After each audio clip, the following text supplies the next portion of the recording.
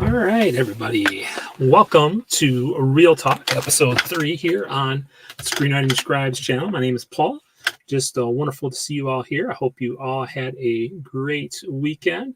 We're going to take a look at some of the fun stuff around Hollywood and some pulp culture stuff, some AI stuff, and of course some screenwriting software stuff as well too, or writing software as we talk about this week as well too. So that's sort of what we're going to talk about today. So let's dive into what we're going to start with first. And want to talk about, I'm still a little new at this, but we're going to talk about the Hollywood numbers. So let's take a look and see what happened this week. Something really interesting happened this week in terms of numbers and stuff. So let's take a look right now at those numbers. So if we look at our numbers for this week, we see that Inside Out has grossed over $100 million again, with a total gross of $355 million. Now, the interesting thing about Inside Out 2 is that it actually has brought in more money than Dune 2. Can you believe that? I thought that was very interesting. I thought Dune 2 had brought in a lot of money. But something about Inside Out is really connecting with audiences. And I think that's important as a screenwriter to see, okay, so what is connecting with audiences? What are they really enjoying? And we'll talk about that a little later on when we get down to pop culture stuff about why maybe Inside Out 2 is working so well with audiences right now. As you can see, it only had a 35% sort of decrease in revenue from the previous week, which is actually fairly awesome. Most times you see something more similar to 44%, or if it's not doing very well at all, you see even bigger spikes. I'm trying to think that Furiosa is almost 50% declined from revenue, and it's actually Furiosa got actually kicked out of the top 10 movies for this past week. Let's see, Bad Boys 2 came in again. It's grossed $146 million. Now, the interesting thing about Inside Out 2 is it costs about $200 million to create. So they've actually made back their budget in spades. So you know there's going to be an Inside Out 3 coming out. The Bike Riders, which was one of the movies I was looking forward to, which I didn't get to go see in theater this week, came in with a modest $10 million. No, nothing too great. Garfield movie still doing pretty good with $85 million. Kingdom of the Planet of the Apes, it's over $100 million for all the time it's been out. If is over 106, and it's been out one more week than Garfield. So If, which I didn't think that was that exciting of a movie, but obviously kids are liking it, and I think that sort of speaks to where Hollywood is right now. How many family-friendly movies are there out there? Because we go to the next one, number 7, The Exorcist, came with a very disappointing 2.4 million. We'll talk about that a little bit, and then Thelma, which is an independent movie. 2.2 million, which is actually really good. And we'll talk about that in the pop culture section here or the movie section here in just a little bit. Watchers and Ghostwrite, which just came out as well too. 2.6, and the Watchers came out with $17 million. So is there any of them out there that you found interesting? Any of them that you found that were pretty cool, or something along those lines? Did you find anything that was an interesting sort of trend? So as we look down through this sort of thing here, you can sort of see that the top 10 movies, there's at least 3 cartoons. And again, that sort of speaks to, is Hollywood creating family-friendly movies? I'd probably say they're not. And so then you sort of see why these movies are creeping into the top 10 and staying in the top 10. If it's summertime, you want to take your family to a movie, are you going to want to go see The Exorcist? Probably not. Would you rather take your 4-year-old to go to the Garfield movie, or if something that if you don't like Garfield at all too, you might be like, okay, well, I want to see something that I would be interested in as well. And so Inside Out 2 would be something that you would want to go see. So it sort of makes sense as to why the numbers are the way they are. So, so let's see here. I must make sure I talked about. So yeah, so let's talk about. Let's see if I have a banner for that. I'm still getting used to all the banners and stuff. Okay. So let's just talk about the Hollywood numbers a little bit more. We'll go into a little bit more detail about those Hollywood numbers. and let's talk about a little bit about these different movies that are being featured right now. All right, so let's go to this next one here. We're going to talk about Inside Out. Feeling it with 724 worldwide, and again, it's doing really great overseas. The overseas income is 369 million, which is soon to pass Godzilla X versus Kong's 371. Easily, it'll pass that. Its new openers, Italy debuted to the second biggest industry start of all time, only behind Avengers Endgame. So at 16.2 million in 5 days. It's already the biggest movie in the 2024 market. The opening is 291% ahead of Kung Fu Panda 4, 154% ahead of Minions: The Rise of Groot, 135% above Inside Out, and 116 over the Super Mario Brothers movie. So there's something here that's actually speaking to people of all different cultures, all different ethnicities, and all different age ranges. So there's something that's really speaking to this. I think as screenwriters, we have to really understand what is going on in terms of why is Inside Out doing so well. And I think we'll talk about that right now. Make sure I'm getting the right. There we go. So the real reasons Inside Out 2 was a hit and what it means for Pixar's future. The movie's success is great news for Pixar and Hollywood. Pixar has been suffering a creative and commercial slump in the past few years, and just 1 year after the Bruckheimer phenomenon, the 2024 box office has been off to a grim start with high hopes dashed and too much pressure placed on individual titles like the recent Bad Boys sequel to save the entire season. Had Inside Out 2 failed, the determination increasingly made as quickly as opening weekend comes and goes, Chief Pixar Creative Officer Peter Dock recently admitted to Time that the studio would had to radically rethink its business model. And I think the bad thing is they've been putting out a lot of stinkers lately. And so let's go down a little bit farther to sort of see why they are doing, why this one's doing so well. And I think it's this. Just as last year's biggest blockbuster Barbie catered to underserved audience women, Inside Out 2 offers entertainment to another overlooked sector, kids. Yeah, like I said, how many kids movies are out there? There's not a lot of them. Pundits have made much of the fact that during the pandemic, Disney premiered Pixar films directly on their streaming service Disney Plus, acclimating families to watching high-quality animated films at home. While there is a certain truth to that, and families are perhaps less likely to venture out to the movie theater than they were pre-pandemic, that doesn't mean parents have shunned the cinema entirely. Again, here, let's go. The few G-rated movies released this year have performed decently at the box office. Kung Fu Panda topped 500 million, and even the Garfield movie, which earned a measly 36% on Rotten Tomatoes, almost beat its much more hyped box office competition, Furiosa, over Memorial Day weekend. And then actually, as we looked at the chart, it was above Furiosa in terms of how much money it's still making. It's still a strong contender.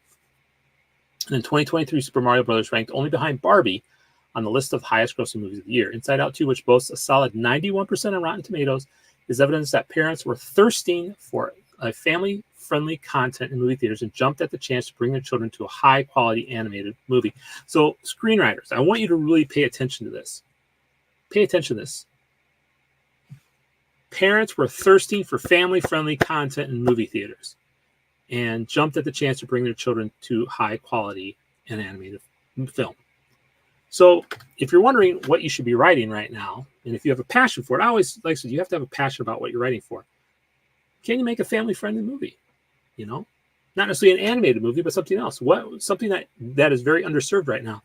When you look at trends within the screenwriting market, within the movie market, where's the holes at? And one of the holes that we're seeing from this, and you can see from the box office, this thing is more money than Dune 2. Which was hailed as one of the great movie for 2024, it's made more money than that. And so what's going on with that? Well, it's telling you that there's an underserved demographic. And so how can you write a film that goes along with that? So I think that's important to note. So going on a little bit more, Inside Out 2 in particular has broad appeal across age demographic. Riley, the hero of the first film, turns into a teen and copes with emotions like anxiety and embarrassment. The movie speaks to some rather grown-up themes and no doubt attracts moviegoers beyond their teenage years themselves. The top age demo for Inside Out 2 opening weekend was those under 12. But let's read that. But 19% of the audience was aged 25 to 34, and 18% of the audience was aged 18 to 24. Some of these adults, attendees were parents bringing their kids, but a number were surely childless adults. And so again, it's speaking to where they're at right now. And I think it goes back to something we'll talk about in pop culture is themes. Movies today seem to have devolved to themes. You know, what is the theme of a movie? And I think a lot of movies right now don't have a theme. And I think this is something, a coming of age theme is something that people have been wanting to have. And it's people that people can connect to, all ranges of people, whether you're a person who is a grandparent to a young child, that coming of age sort of thing, I think resonates with a lot of people. So here's an interesting thing. So good animated movies are expensive to make. At least those are right now. Now we'll talk about AI in a little bit. And so maybe AI is a way that we can create more animated movies at a cheaper price. So far, Pixar has built a business around pretty large budgets. He says Inside Out 2 is reported to have around a $200 million budget, more than that of, say, action movie epic Furiosa, which reportedly had $168 million. It allows us to make a lot of mistakes and take risks. If it doesn't work, we can still go back and fix it, Doctor said. I think we really want to make it cheap if you think of an idea and you make it. But if you want to do it good, you have to change and iterate a ton. And that's what we've been able to do so far.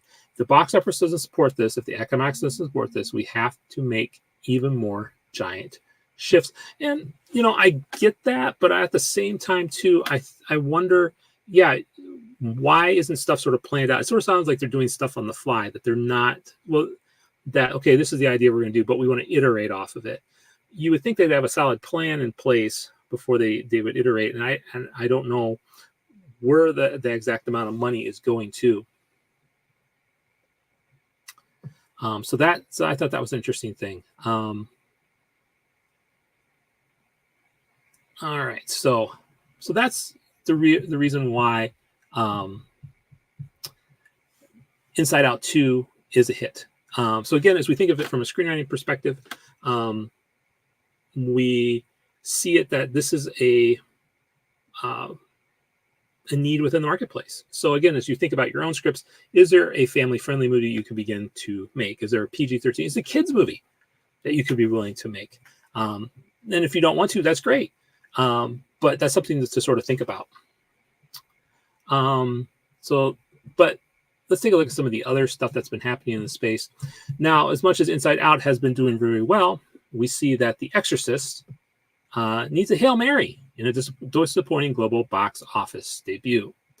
The Exorcist bombed at the box office with a global haul under $4 million, making a new low for horror movies this year. The Exorcist's poor performance could spark morbid curiosity among audiences, and the horror film stands out in the year of underperforming horror titles, with only a few exceptions like Immaculate turning notable profits. So as we look at that from a screenwriting perspective again, is the market oversaturated? What are people wanting?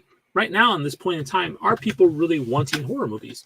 Or if we look at the marketplace, people are wanting family-friendly movies, or people are wanting kids' movies, something that is not being served within the marketplace. And so when you think of that from a screenwriting perspective, can you write a screenplay that talks about a family-friendly sort of thing? Can you talk about something that kids would be interested in? And again, if that's not your passion, then don't do that. But just know that these are the things that people are wanting to see right now. They're wanting to see movies that have to do with more than just horror. I mean, and to back that perspective up, so since and I know the funny part was a lot of people were like, well, hey, wasn't Russell Crowe already in a movie about the Exorcist? Yeah, basically, yeah. I mean, he seems to be sort of typecasting himself too. I think it was the let's see if they have the movie in there. I think it's the Exorcism, the Pope's Exorcism, or something like that. But I thought that was pretty funny. Yeah, The Pope's Exorcist, which was deemed successful enough to last year to warrant a sequel. And The Pope's Exorcist defied mixed reviews to gross nearly 80 million worldwide against a reported budget of less than 20 million. The Exorcist, on the other hand, seems a less attractive proposal for audiences. Sure, not every movie can be sold on a single image of Crow riding a tiny scooter across the streets of Rome, but nothing could have prepared Vertical for a 2.4 million domestic debut and proper wide release. Yick. But again, I think it gets back to people are sort of sick of this, and at some point in time, it's either, in some sense, people might still want to go see horror movies, but they don't want to go see something like this. And so as you think about if you're going to write a horror movie, what's a new take on it? What is something that you can do to make it different, to make it exciting, to make it something that everybody will be excited about, and something that is a different take on the genre. So people are going to be wanting to come in and look at this. Like I said, a lot of people are saying, well, I just saw this movie. He just was in this movie. Now, the one thing about horror movies is the reason why so many of them get made is because of that budget number. So if you remember from Inside Out, it cost $200 million to create that, while this particular movie, The Exorcism, cost $2 million or $20 million. It cost $20 million. So you can see that it cost a tenth. So this is the reason why you're going to get a lot of horror movies every year, is because because they just need one or two to pop off. So if one or two pops off, it makes $80 million. That's all you really need. And so that's why studios will continue to look at horror movies because they're so inexpensive to produce and to create. So that's why we'll always see horror movies. And I'm not, but I think in order to get people excited about horror movie, what's your new take on that? What's your new perspective on that? And then the other thing I wanted to talk about was we talked about a little bit about Thelma. So Thelma blasts off Kinds of Kindness rocks year's best limited opening in big indie weekend, especially box office. So the indie box office roared to life this weekend as Thelma, Magnolia Pictures, saw a hefty 2.2 million on 1,280 screens, and Searchlight Pictures' Kind of Kindness booked a stellar 70K per screen average of 5 theaters in LA, New York.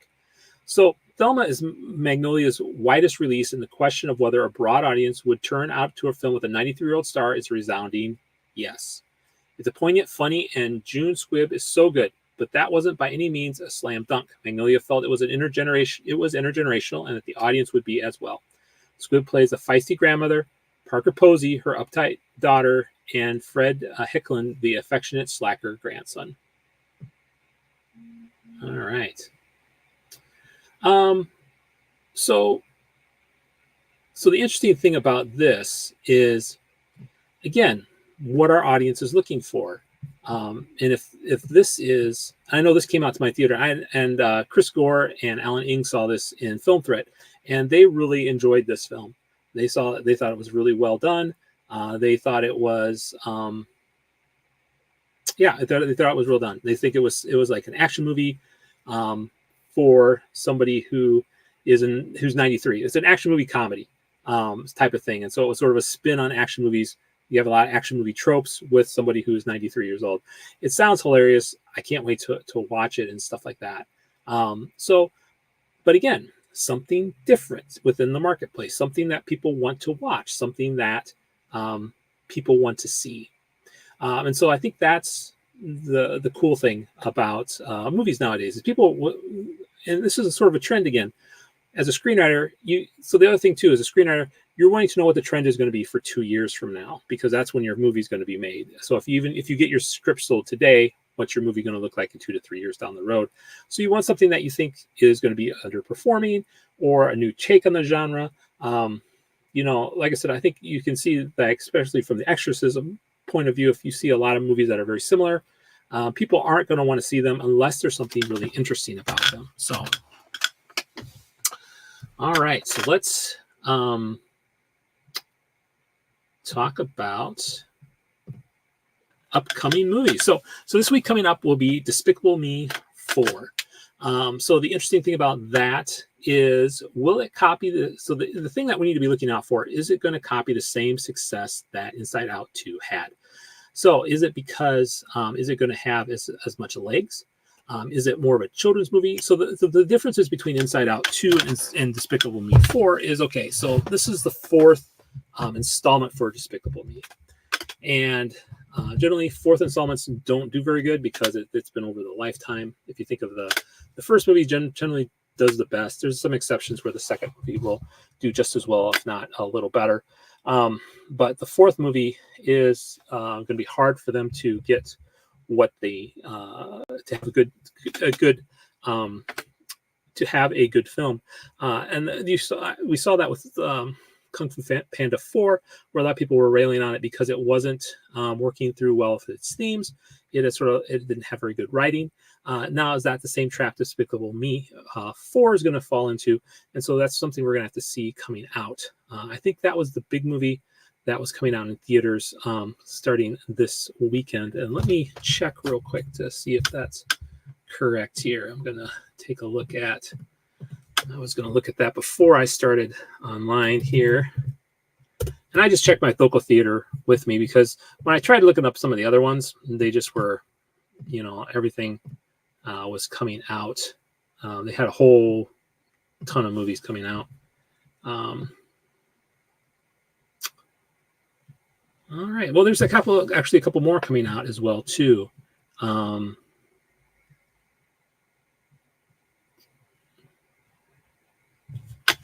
right. So let's see. Is it coming out? I thought Despicable Me 4 was going to be coming out this week, but I guess not. I stand corrected. Why did they put that out? Huh. I'm going to look one more date back. But still, the commentary that I said about Despicable Me 4 is still very relevant. So I'm not too worried about that. So this Friday, at least according to my movie theater, we have Horizon: An American Saga, which is that big movie by Kevin Costner is coming out. 3 hours and 11 minutes. It's the Explorer. Actually, let me throw it up here so you can see what I'm looking at here. Let's see if I can get back to the right thing here.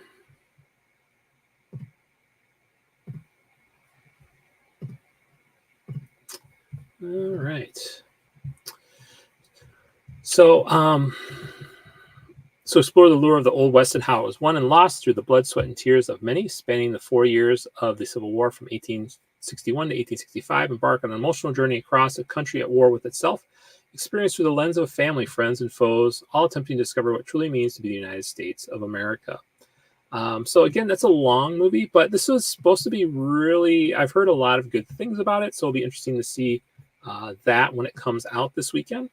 Also, we have A Quiet Place Day One. I don't know about you, but I'm sort of sick of this. As New York City is invaded by aliens who hunt by sound, a woman named Sammy fights to survive. Not really excited about that, to be honest with you.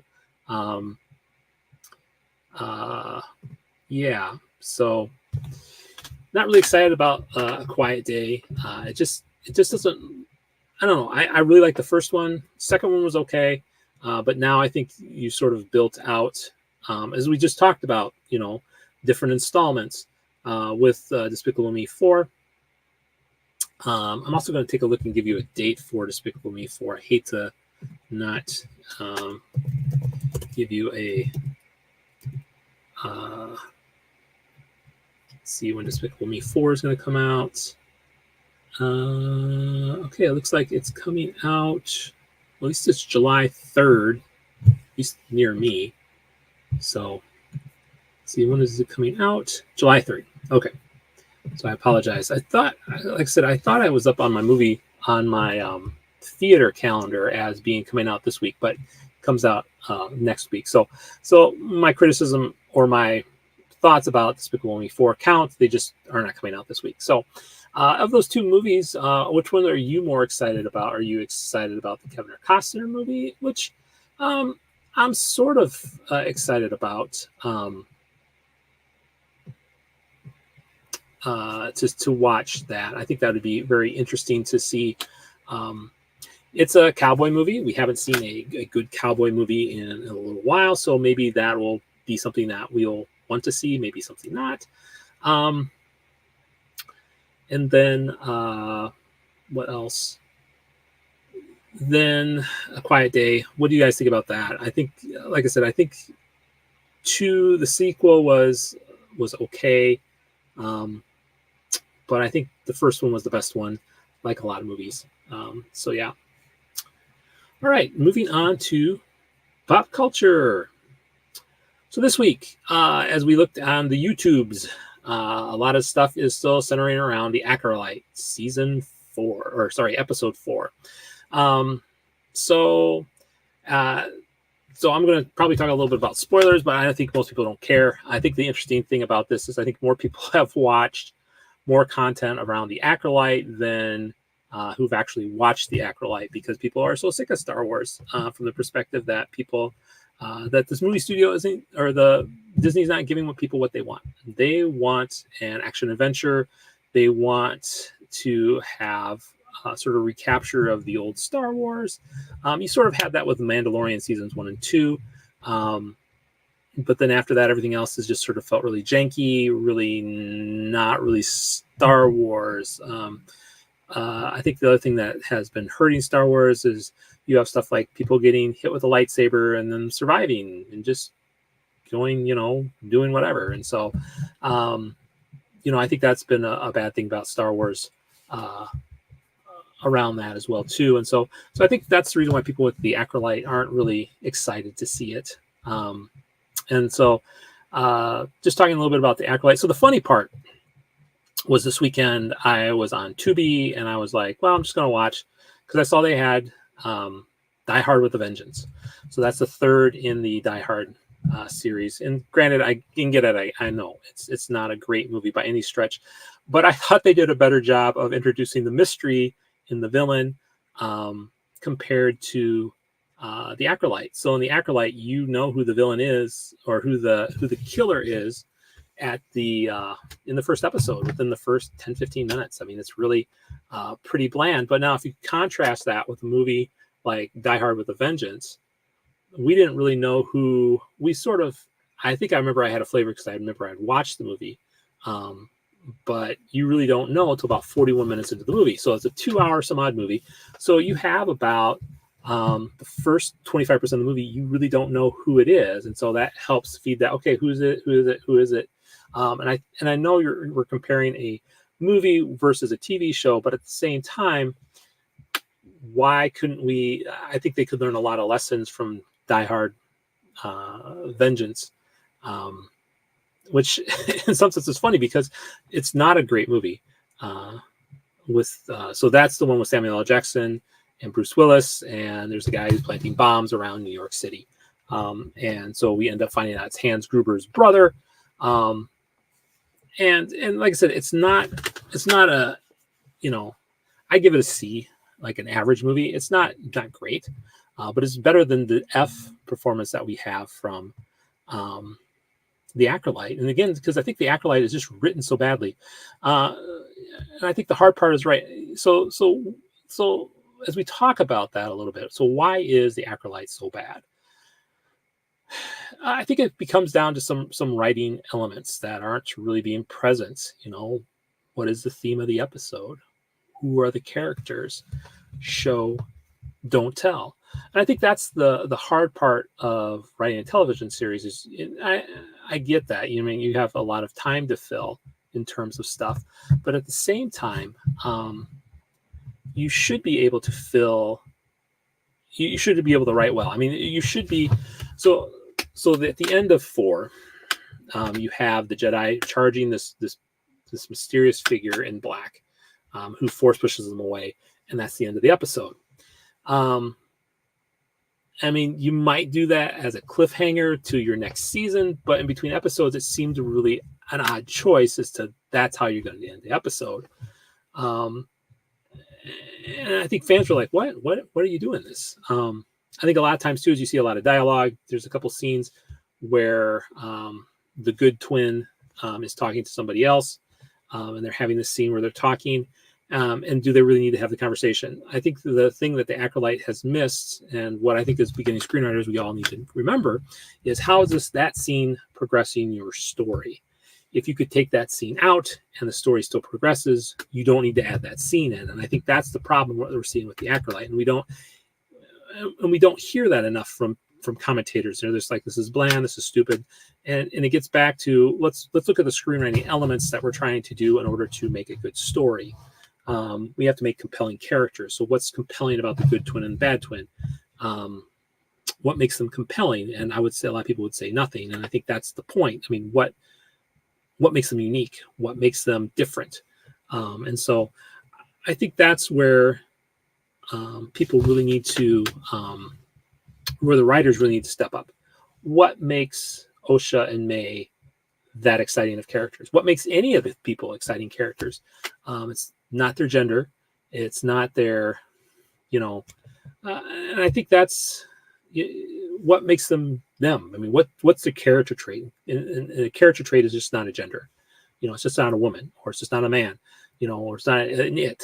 It's not a them. It's not a they. It's what is that thing that's what's causing them to be a creative character? Is it because they have a drinking problem and they're trying to quit, or they're trying to function? Is it because they're scared of rats and there's a rat infested place and they have to figure out how to figure out their fear of getting to what they need to do in spite of that fear?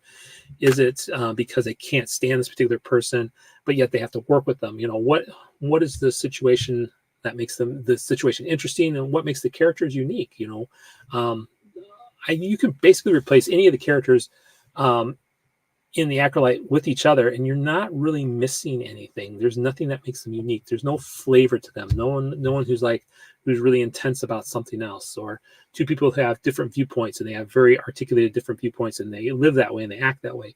You don't really have that. And I think that's where the Acolyte's writing is failing. So if we go back to Die Hard with a Vengeance, you have Samuel L. Jackson's character and Bruce Willis' character who don't always see eye to eye on stuff, and they clash. They have different ways of viewing the world, and I think is pretty cool. And I think that's what makes them interesting characters. I'm not saying great characters. I'm saying interesting characters. They're more interesting. Bruce Willis and Samuel L. Jackson have more interesting characters than any of the characters in the Acolyte. And this movie was made back in the 90s, if I remember right. And so I thought that was very interesting. Or even they also on Tubi they had Live Free and Die Hard, which is a horrible movie. It's probably a C-, D+. But still, the characters and the interactions in there were more exciting than watching the Acolyte. And as I was watching this, Live Free and Die Hard, I was like, this is still more entertaining than the Acolyte. Granted, again, it's a movie versus a TV show. I get that, and then there's set pieces and stuff like that. But the action was more exciting, and so I think this comes back on the writers. And I know Dave Filoni is taking some heat right now because of that. Some of the writers are throwing him under the bus, saying, "Well, it's Dave Filoni's fault because he's the one who's okaying these scripts and stuff like that." And I think it gets back to the fact that, well, let's take a look right now. We have a couple moments. Let's take a look and see who actually. We'll take a look at who are the writing people for these, because I think it's important. So let's take a look at who the writers are. So I'll share my screen with you again here, because I think this is important here. Sorry, still getting used to this. All right. Okay, so let's take a look at. So as we just even look at this, it's got a rating on IMDb. DB, I can say it right one of these times, of 3.3. So it's got a pretty low rating here. Let's take a look at. There's episode 5. So let's. Episode 1 was actually top rated right now. Episode 4 was given a 4.6. So let's take a look and see who wrote episode 4. So the writers for this were Clary, Core, and Leslie. Well, Leslie, she's the showrunner. So let's take a look and see what credits Claire has. So they were a writer for Watchmen, for the QA. And so it's interesting to see that they've written. So they've written for TV before, which is good. They wrote 9 episodes of The Watchmen and the QA, and both those series have a pretty decent score, 7.8. So that they've been a writer before, so that's been good. Let's take a look at this particular guy, Core. So he wrote for Mr. Robot, Dune, was producer for that. And then Mr. Robot, he did write for the video game as well too. So he's done a little bit of writing. So he's done 6 episodes for Time for Passion, which I have no idea what that is. Mr. Robot, the video game, he wrote for that.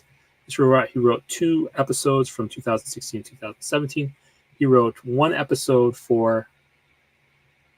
So if you look at this, he really hasn't written that much. I mean, between 2022 and 2011, he's written a total of 8 episodes of something, and hasn't been.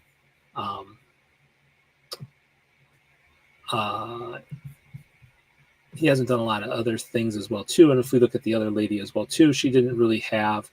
Let's take a look and go back to. Yep, episode 3. So we'll take a look again and take a look at see how. So these are writers who haven't had a ton of experience so far. All right, so let's see. So credits, previous, additional crew. So he's a writer and assistant for The Falcon and the Winter Soldier. The Truth Be Told,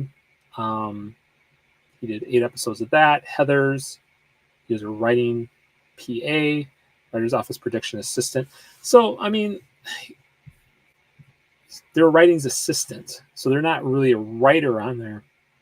They help the writers on there. But, I mean, if you look between 2017 and this is basically their first writing credit.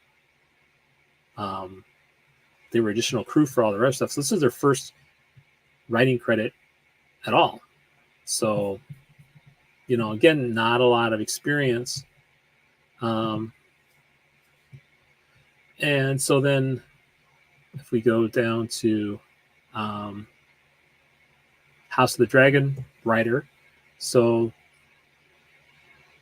they have a total of, this one has a total of 7. Light as a Feather, executive story editor, written by staff writer. So she actually did 26 episodes. So she did a lot for Light as a Feather, which was, about even, 6.5. She was also in the House of the Dragon. She did 1 episode. She did Mech Cadets, 1 episode. And The Acolyte, 1 episode. So she's probably the more experienced writer. Now I'm going to take a look at something. I want to see sort of a difference between that. So let's go to NCIS. Let's just go to Hawaii. We'll just pick one of their newer ones. We'll take an episode. So this has got a little bit better rated. So it's a 6.7. So it's about twice the amount. So let's take a look at the writers from this particular episode. So let's see how much experience they have or how much stuff they've written. So this particular writer here, producer, writer. All right. So yeah, Dark and Plint. So, all right. So as we take a look at the first writer here, he's written 54 episodes of NCIS Hawaii. 4 episodes of so you can see the amount. He's done a lot more work than the previous. He's done more work as one writer on this particular thing than the writers in episode 3 did. We'll take a look at the next writer as well too, because maybe that's just the head writer. So let's take a look again. producer, yada, yada, yada. We don't want producers. We want writer. Again, look at here. NCIS Hawaii, 54 episodes. NCIS New Orleans, 7 episodes. You can see the amount of episodes that they have. Ton of episodes. Look at how many episodes they have. They have tons. These 2 writers here have probably more show credits than The Acolyte. And we'll take a look at the last writer. This is for NCIS. So a show that's about twice as good. Again, we get to writing. Let's go down to writing. Again, 54 episodes of NCIS, 24 episodes of NCIS New Orleans, NCIS 32 episodes. So you can see they have done a lot of writing. And so what is Star Wars doing? I mean, they are really just hiring some basic writers that are not, in any, so these writers here, you're asking the writers for The Acolyte, who hardly have any credits at all. You're giving them a $200 million budget to write these 8 episodes. And now you have, you look at shows like NCIS, which cost, I think, probably a lot less than that. They have people with a lot more writers on there, with a lot more experience. And I think that really glaringly shows. And so we shouldn't be surprised when The Acolyte is so bad, is because they don't have writers with the right amount of talent. And it's not the writer's fault.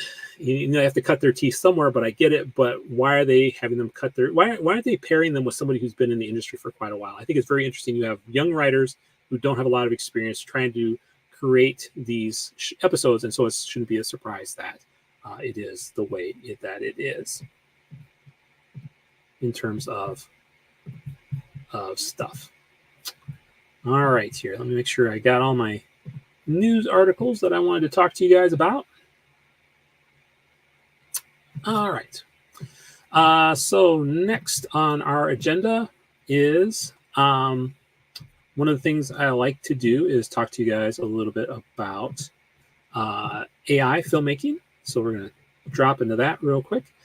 So there's a thing called Curious Refuge, and it has the world's first AI film trailer. They also have a bunch of different courses. I'm not an affiliate. I don't get paid for saying this, but it was interesting to take a look at these different finalists. They had what was it? A couple hundred people. It was basically a trailer contest. So they wanted to use, and you had to use all AI. So let's see if I could check the rules out here real quick. It was supposed to be like a film trailer.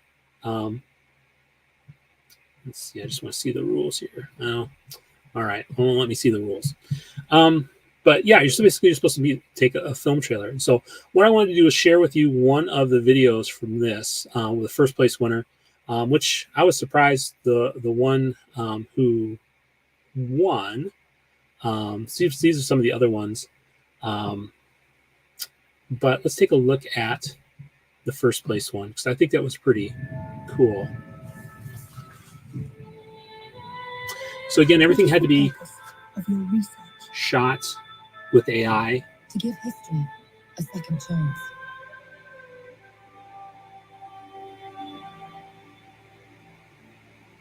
Today, the Vatican and the United Nations have announced Project Reckoning, an unprecedented collaboration to reunite the world. For the first time in history, we will grant historians appointed by the UN unlimited access to the Vatican archives. With outside help, we will embrace what the Germans call Erinnerungskultur, a culture of remembrance and accountability. Only by fully acknowledging the past sins of our faith can we lead a world in crisis into a new world of Christ. I found a secret document. It's about the death and resurrection of an archangel called Jesus. And it was written before the time of Christ. It has everything: the trial, the passion, the crucifixion. This proves beyond any doubt that the most influential human being in the history of this planet never existed. And they have known about it for 2,000 years.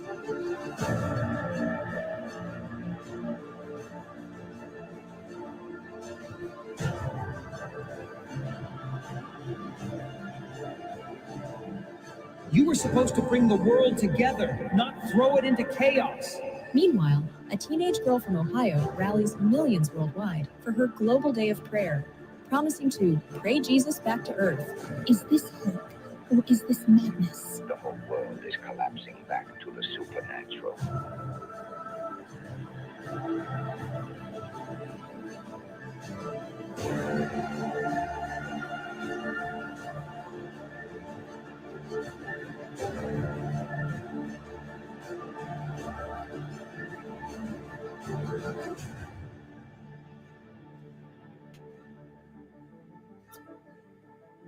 All right. So what do you guys think of that? That was pretty cool. Now, so all that was generated by AI. And so I thought that was really interesting. Oops, I forgot to switch my banner. I got to switch my banner to AI filmmaking. There we go. So this was pretty neat, I thought.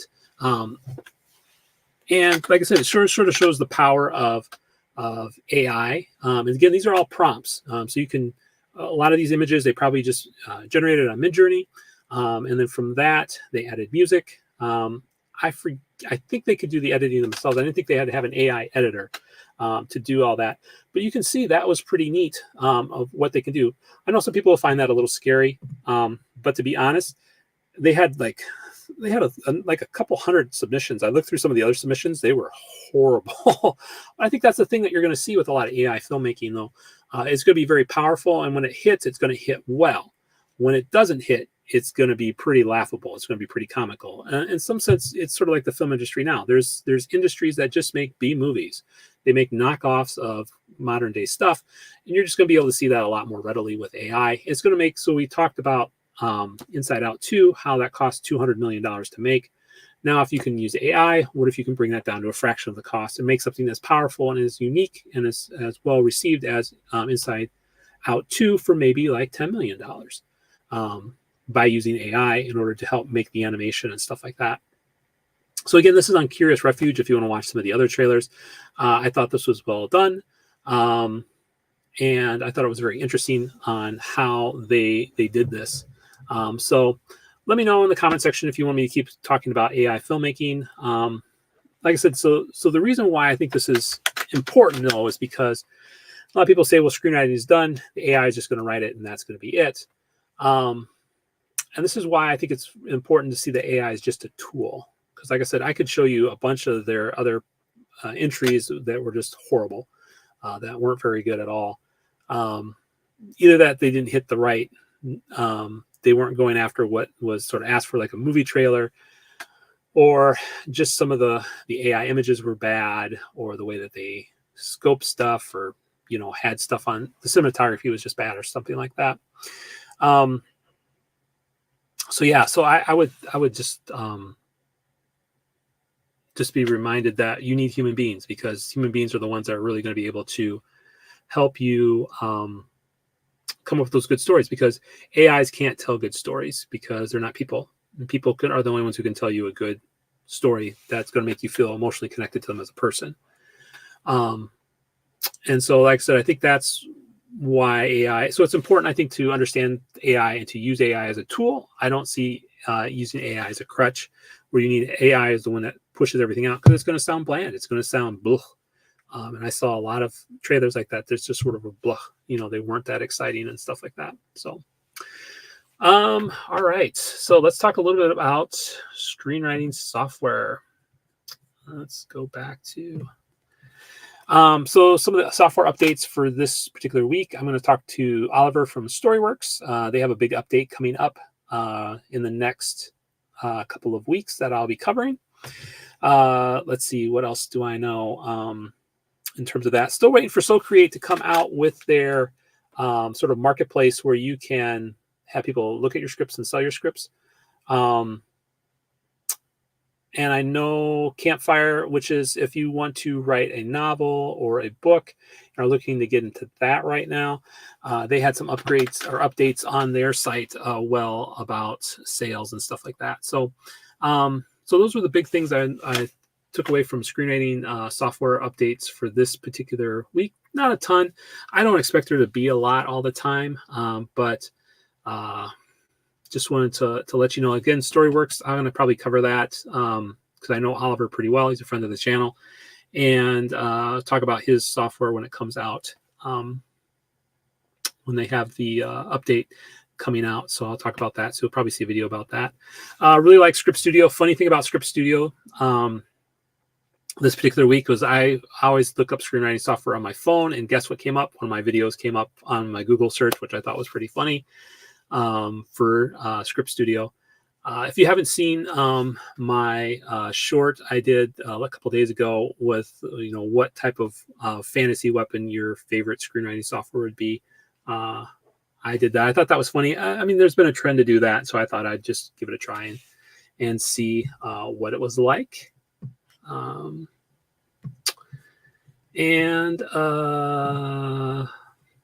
think that's about it for this week. So for video content for me this week, I am going to hopefully do something on theme. I think one of the things that I think is important to talk about in the space right now, especially when we just got done talking about the Acolyte and stuff like that, is what is the theme? We need to talk about theme, because I'm in the midst of writing. So I'm on sabbatical right now, and I'm in the midst of writing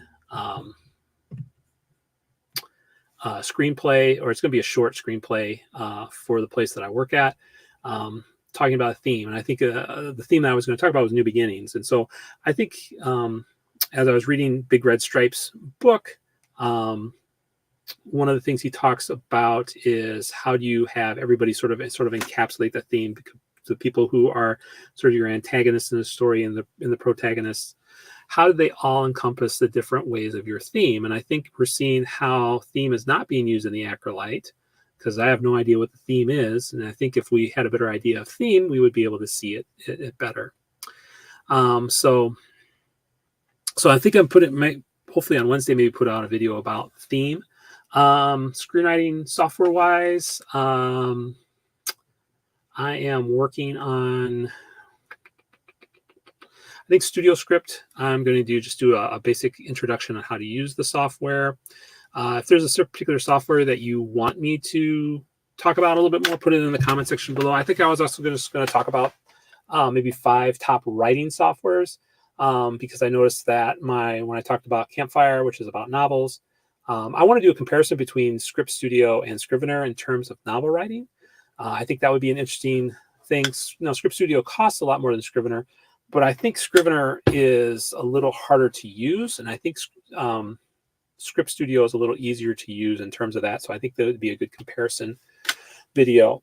I don't know if I'll get to that this particular week. And I know I still got to get to the apps for Android and iOS, so that you can use either on your iPad or your phone. I want to talk about those as well too. So there's a lot of different video ideas I have. And I know I talked to some folks who want me to do some more stuff with just analyzing movies and stuff like that. So I'll probably do a little bit of that as well too from a screenwriting perspective. I did a little bit of that today with the Acolyte, talking about that as well too. And I think it gets back to the writers not having enough experience. And I get it. You need to start somewhere, but do you have them start with a $200 million, product, or do you do something different with that? So I think you give them experience, but you also pair them with writers who have more experience. I'm still sort of stunned with that Disney didn't pair them with writers who have a lot more experience. If they're doing this for stuff with NCIS, which I don't think has the same amount of budget than the Acolyte. I think the Acolyte has more of a bigger budget than NCIS Hawaii, but I think also the NCIS Hawaii's got a lot more episodes than the Acolyte does. So update on Final Draft Made Easy, still working on that. I've made a bunch of videos for that, and maybe I'll start posting a couple to the channel so you can sort of see. So I'm going to have a course. I'm going to make it a really low cost course on how to use Final Draft, because I know there's a lot of free stuff online, but this one sort of hopefully curates stuff. I'm hopefully going to make it $50 to $100, most likely 50, to how to use Final Draft. that's what I want to shoot for, because I think a lot of people, you have Final Draft, but there's not a good sort of way to go through it and follow along and know how everything is used and to use Final Draft to its full potential. So I'm still working on that as well too. I think that's about it in terms of what I'm working on for this week. In terms of writing for myself, again, I'm working on my screenplay. It's more like a web drama for the place I'm on sabbatical for right now. So hopefully that'll turn out. So I'm beginning to work on that. I'm also working on a couple audio dramas right now. Most of those are just, I'm going to take old stories that have been done in the past and just record them with some sound effects and audio stuff. There's a couple of neat things I'm going to do with Sir Arthur Conan Doyle. One of his first Penny Dreadful stories. I'm going to try to do that. In order to do sort of what you see with the AI filmmaking in terms of visuals. So, well, if you have any questions, pop them in the comment section below. I will see you next Monday for next Real Talk. I hope you all have a great week. Keep writing and live well and write well. Take care. Have a great day. And thank you for joining in today.